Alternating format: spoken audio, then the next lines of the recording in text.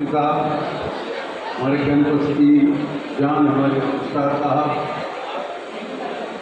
Camp commandant colonel are के चौहान साहब।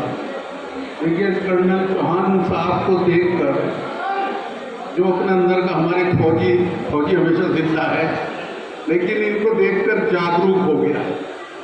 बहुत दिन के बाद किसी सही मायने में फौजी से मुलाकात हुई। कैडेट्स, आपको एक बात बताऊं कि सिर्फ हिंदुस्तान का नागरिक एक फौजी होता है जिसका मन और मन के साथ तन भी देश के लिए कुर्बान रहता है। हमारे कर्नल चौहान इस बात की जिंदा मिसाल हैं। देश के लिए एक अंग कुर्बान किए हुए हैं, लेकिन कोई महसूस नहीं कर सकता। इनकी एक्टिविटीज, इनकी फुर्ती, इनके तमाम कर्मठता, इसे कोई जज नहीं कर सकता। प्यारे कैडेट्स, एक वाक़या बयान करते हुए एक अपील करूंगा, बल्कि एक दृढ़ संकल्प लेने की बात करूंगा।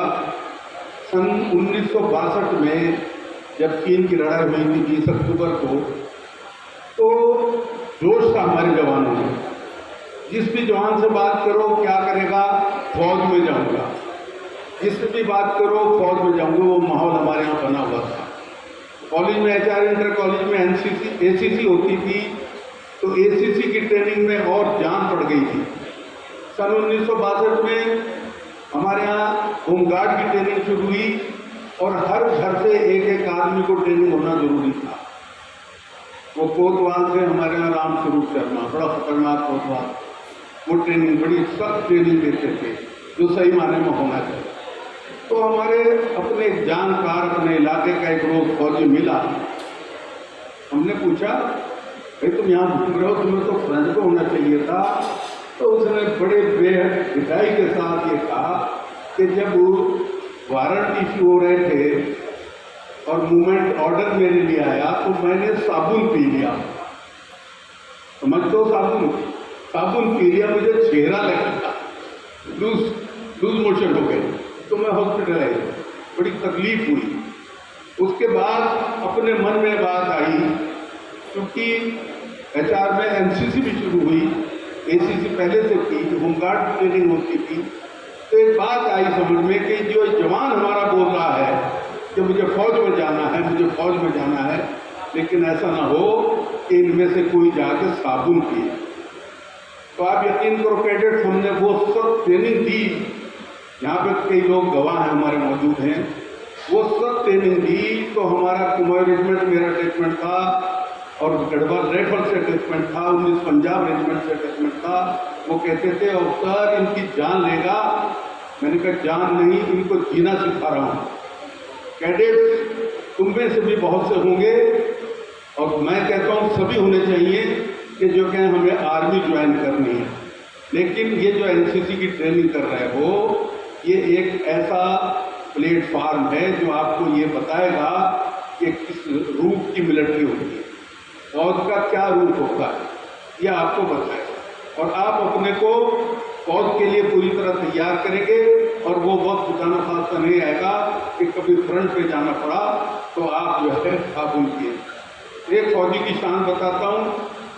जिस वक्त मूवमेंट ऑर्डर इशू होते हैं, फ्रंट पे जाने के लिए होते हैं, तो एक सन्नाटा होता है।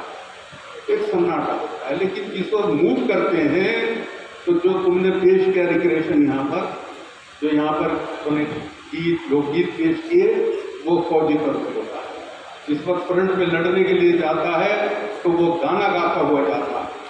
और उसके बाद जब बंदूकों की, राइफलों की दंदनाहट होती है, उस वक्त वो भूल जाता है कि तू कहे के लिए सिर्फ देश की बात है। तो मैं इस बात को कहता हूँ कि ये जो आप नमूने पेश कर रहे हैं, ये सही मायने में फौजी की बात है। ट्रेनिंग भी हो रही है, सारा दिन आप सब ट्रेनिंग करते हैं, ड्रिल करते हैं, और उसके बाद जो है ये रिक्रिएशन का प्रोग्राम होता है। यही शान है हमारे फौजी की। मैं आकांक्षा करता हूँ, अपेक्षा करता हूँ कि हमारे जितने भी कैडेट्स हैं वो इस बात में दृढ़ता के साथ अपना स्वरूप पेश करेंगे समाज के सामने, देश के सामने कि एक फौजी कैसा होना चाहिए। जय हिंद, जय शोभित, जय दुनिया।